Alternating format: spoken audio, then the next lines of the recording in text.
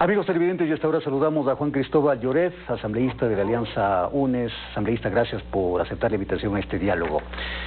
¿A qué conclusiones llegaron en esta reunión de los asambleístas de la SUAY a propósito de la situación que se vive en el austroecuatoriano y principalmente en la ciudad de Cuenca, en la provincia de la SUAY, con estos problemas viales, problemas de movilidad, problemas de conectividad?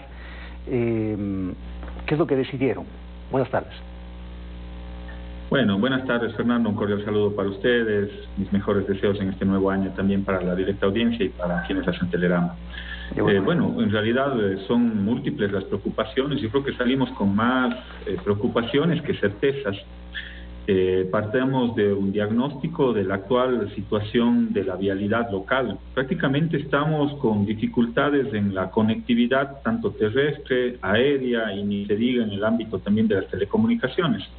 Es por eso que los 5 asambleístas de la SUAY pedimos la comparecencia del ministro de Transportes y Obras Públicas, estuvo la delegada de la ministra de Telecomunicaciones. Partimos de un diagnóstico, la red vial estatal en la provincia de la SUAY son 558 kilómetros, Fernando.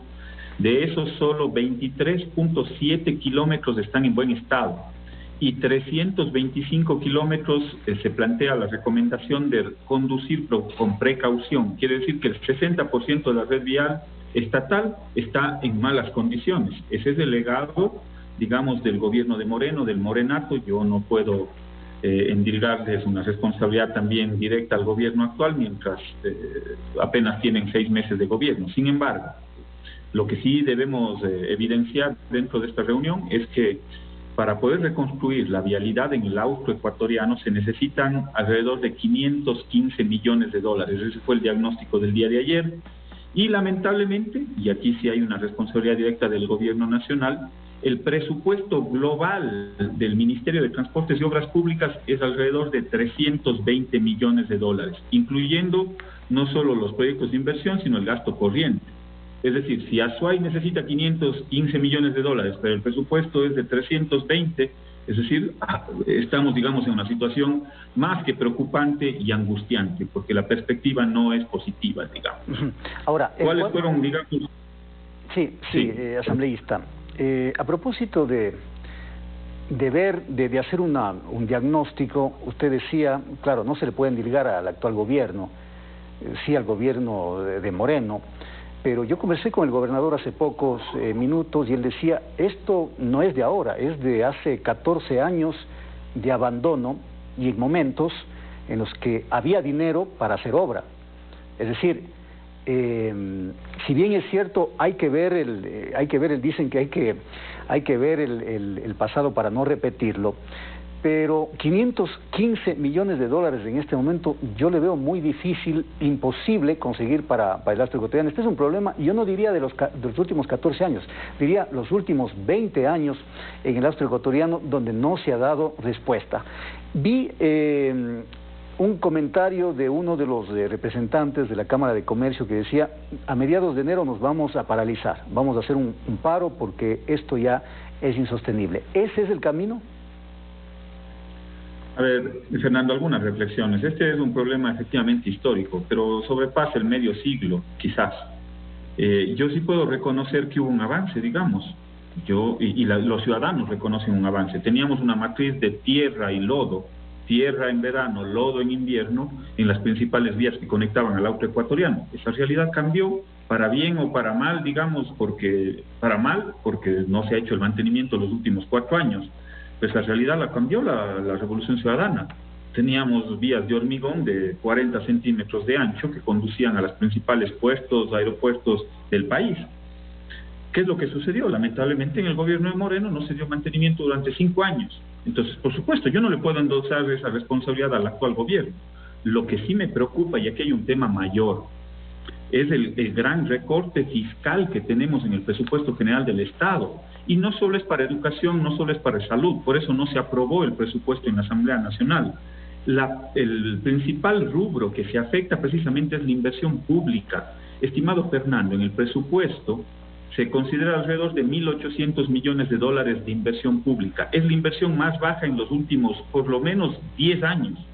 Entonces, el gran sacrificio es un sacrificio fiscal pero que afecta a estos temas como el tema de la vialidad, como el tema de la seguridad ciudadana. ¿Por qué? Porque el recorte es un recorte enorme. Si teníamos un presupuesto de inversión de 7.000, 8.000 millones de dólares, usted va a invertir en el 2022 apenas 1.800 millones de dólares. Aquí, por supuesto, hay una responsabilidad directa del gobierno de Lasso, y hay que decirlo con transparencia y con frontalidad. Y frente a esta situación, ¿cuáles son las soluciones? ¿Cuál es la alternativa? ¿Cuál es la alternativa frente a esta situación? Plantea. Entonces, considerando ese diagnóstico que es real, porque eso dice el presupuesto, ¿cuáles son las salidas? Bueno, es evidente que en el auto ecuatoriano la situación es compleja. La Amazonía también está viviendo una situación muy difícil. Entonces, ¿qué es lo que se necesita? Pues se necesita una reorientación en el orden macroeconómico, porque resulta que al final del día el gobierno está preocupado del déficit fiscal, que lo van a reducir a 4.000 millones de dólares. Tiene usted reservas depositadas en un banco en Suiza de cerca de 8.000 millones de dólares, pero resulta que la economía aquí en el Ecuador no se reactiva. Entonces, ¿y por qué no se reactiva? Precisamente porque no hay inversión pública, porque han sacrificado la inversión pública, y eso afecta a todo el sistema económico, porque usted necesita que los dos motores de la economía, tanto lo público y lo privado, estén encendidos para poder dinamizar la economía local, y eso no existe. Entonces es un cambio de visión, y ahí lamentablemente las políticas fondomonetaristas impuestas desde fuera son las que están complicando aún más la situación. Yo le decía, sí, Juan Cristóbal, le preguntaba sobre esta posibilidad o este anuncio que hizo uno de los representantes de las cámaras de salir a las calles a protestar para que se viabilice una situación. ¿Usted cree que ese es el camino? Bueno, yo creo que hay que hacer una causa común, un común acuerdo, un punto de acuerdo.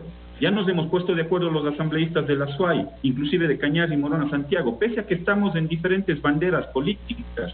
Hoy la bandera que tiene que sumarse es la bandera de la región, y yo les invito a las autoridades locales. La próxima reunión la vamos a hacer con el señor alcalde de Cuenca, con la señora prefecta provincial de la SUAY. Ojalá se pueda sumar las autoridades de la región. ¿Para qué? Para poder construir una agenda de conectividad en la cual se sumen los presupuestos de los diferentes gobiernos locales y, por supuesto, exigirle al gobierno nacional que asigne los recursos necesarios, que haya una reorientación de ese presupuesto. Usted puede modificar hasta el 5% del presupuesto, eso dice la ley. El gobierno nacional tiene esa posibilidad de hacerlo. Es decir, sí se pueden implementar aquellos valores, sobre todo en lo que tiene que ver con la infraestructura y la conectividad. Cuenca no puede estar desatendida como lo está haciendo en estos últimos meses, en estas últimas semanas, en estos últimos años. Efectivamente, efectivamente. Bueno, y nos sumamos a que haya una solución salomónica, pero definitiva, porque eso se viene hablando mucho tiempo atrás, y la verdad, la situación de conectividad, no solamente el tema del kilómetro 49, la red vial, como usted ha señalado muy acertadamente, está totalmente deteriorada. A eso súmele el tema de los vuelos, de la conexión aérea, vuelos carísimos, frecuencias que a veces no hay. En definitiva, está aislado Cuenca y el Austro. Pero bueno, se nos acabó el tiempo, Juan Cristóbal. ¿Habrá posibilidad de seguir hablando de estos temas? Le agradezco su comparecencia a este diálogo. Juan Cristóbal Lloret, asambleísta de la Alianza. Gracias, Fernando. Solo un último saludo final y por supuesto, no me voy a cansar de convocar a las autoridades que sean necesarias, a las autoridades nacionales, locales y a los sectores productivos, por ese punto de encuentro, de común encuentro, que es la conectividad del auto ecuatoriano. Gracias, Fernando, un saludo muy cordial y un buen año a todos, la audiencia de Telerama. Igual para usted, Juan Cristóbal.